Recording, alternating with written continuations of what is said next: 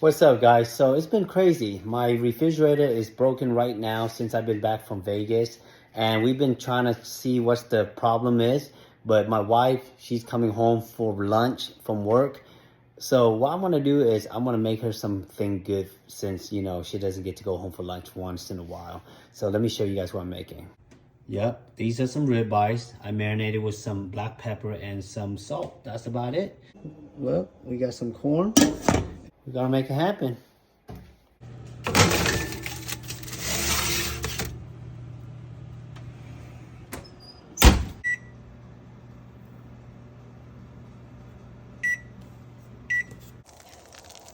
But once the kids are full, but then in the morning I'll use.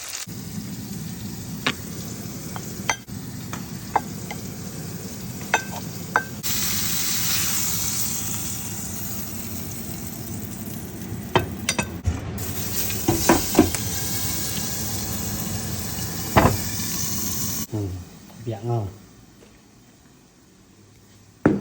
my first meal of the day.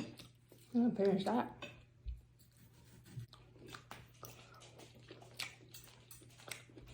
So good. It's like perfectly cooked.